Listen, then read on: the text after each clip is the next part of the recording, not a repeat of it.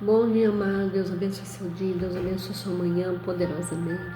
Hoje é terça-feira, nós estamos aqui mais uma manhã para estarmos ministrando a palavra de Deus, falando, fortalecendo o nosso coração, independente daquilo que você esteja passando, Deus é contigo. Deus quer trabalhar, Deus quer ministrar na sua vida e Deus quer que você tenha certeza que em todas as coisas você é mais que vencedor e vencedora em Cristo Jesus. Amém? Nessa manhã eu quero falar das promessas de Deus e os desertos da vida. O texto que eu quero ler está em Números capítulo 13, verso do 1 ao 3, que fala: E falou o Senhor a Moisés, dizendo: Envia homens que espiem a terra de Canaã, que eu hei de dar aos filhos de Israel, de cada tribo de seus pais, enviareis um homem, sendo cada um príncipe entre eles. E enviou-os Moisés do deserto de Parã, segundo a ordem do Senhor. Todos aqueles homens eram cabeça dos filhos de Israel. Nós vemos a palavra de Deus que após sair do Egito, o povo de Israel está no deserto, a fim de alcançar as promessas de Deus. E Deus havia feito a promessa, porém era necessário passar pelo deserto. Essa talvez é a maior lição sobre a passagem do deserto, porque é inevitável. Existe uma promessa, existe um processo para se chegar a essa promessa. O povo só alcançaria a terra prometida após passar pelo deserto. Entretanto, nós vemos que o tempo dessa passagem no deserto se estende. Ao invés de ser 40 dias, passou a ser 40 anos. Nós vamos entender um pouco mais sobre esse desafio do deserto e como vencer para chegarmos ao destino que Deus tem para cada um de nós. O deserto é parte do processo, Existe uma promessa, existe um propósito de Deus, existe um processo para se alcançar a promessa de Deus. E Deus é um Deus que zela por seus protocolos, por seus processos, e Ele é justo em tudo que faz. Embora tudo que recebemos seja pela graça, Deus, Ele não quer dizer que não haja um esforço, um processo da nossa parte para alcançar aquilo que Ele nos prometeu. Imagine que Deus queira te colocar em uma nova posição no seu trabalho. No entanto, se você não tiver qualificações necessárias, será muito mais complicado, não é verdade? O deserto é um lugar onde há muito calor, muito frio. Um calor suportável durante o dia e frio à noite. É um lugar de solidão, um lugar de escassez. Mas este é um lugar onde Deus vai te preparar para vencer todas as dificuldades que esperam ao longo do teu caminho. Por isso, não desanime. O deserto é parte do processo das nossas vidas. O deserto promove pessoas. 12 príncipes ali dos povos são enviados a olhar a terra, a espiar a terra. Esse envio foi necessário para que se pudesse conhecer a terra prometida e traçar estratégias para alcançar. Que honra essas pessoas receberam. Elas eram pessoas importantes, pessoas influentes, e era uma missão importante para a vida delas. E 10 delas simplesmente fracassam na missão. Voltam com um relatório totalmente negativo, tão negativo que faz o povo murmurar. Talvez o erro de Moisés foi apresentar um relatório diretamente ao povo ao invés de ouvi-los antes. Seja como for, aquelas pessoas que trouxeram um relatório negativo foram reprovadas pelo Senhor e atrapalharam sobremaneira o caminho do povo. Tanto é que a primeira geração morreu no deserto, porque reclamavam, murmuravam e nem criam na terra da promessa.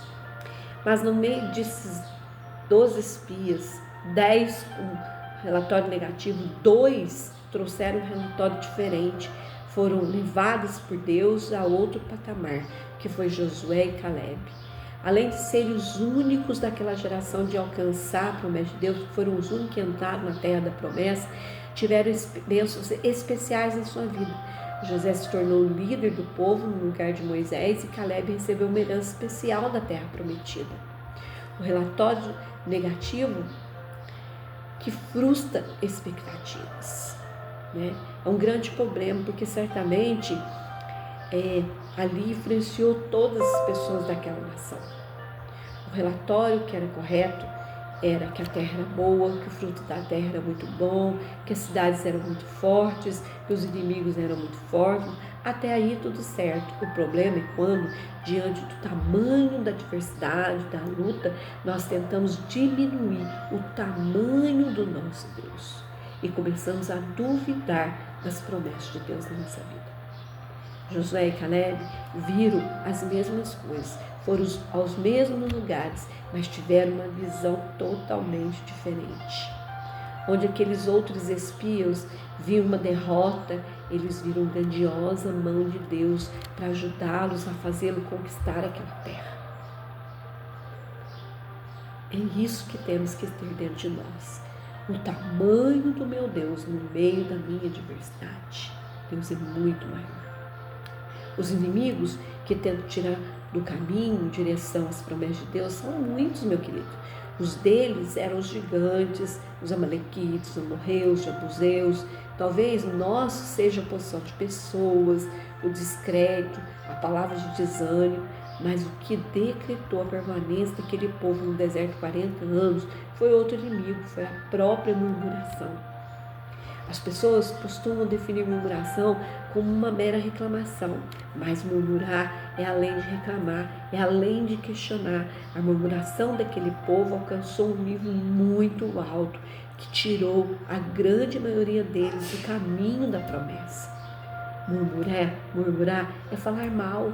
O povo começou a falar mal de Deus, duvidar do seu caráter, insinuando que Deus queria matá-los ali no deserto. Murmurar é estar no estado de total ingratidão. O povo esqueceu de tudo aquilo que Deus havia feito e se revoltou contra Deus.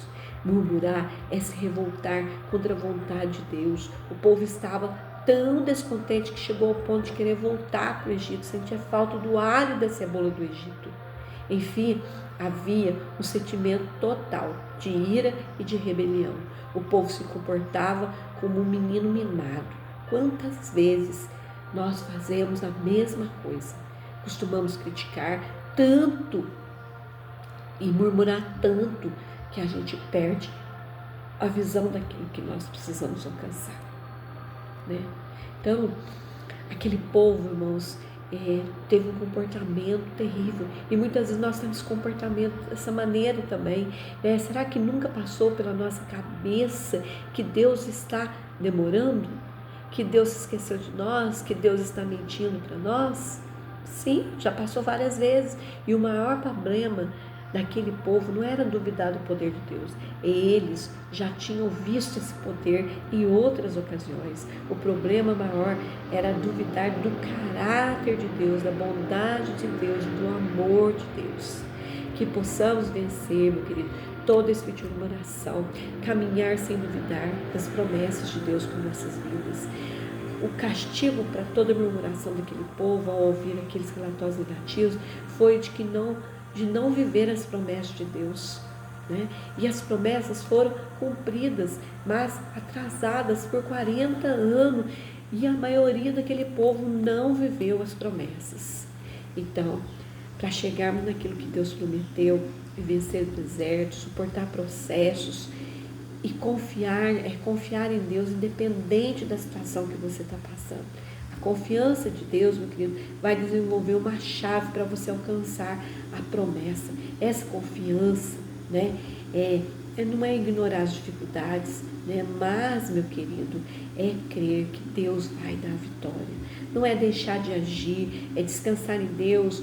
Eu sei que não é fácil ficar parado esperando o tempo passar, mas nós temos que ter atitudes direcionadas por Deus, né?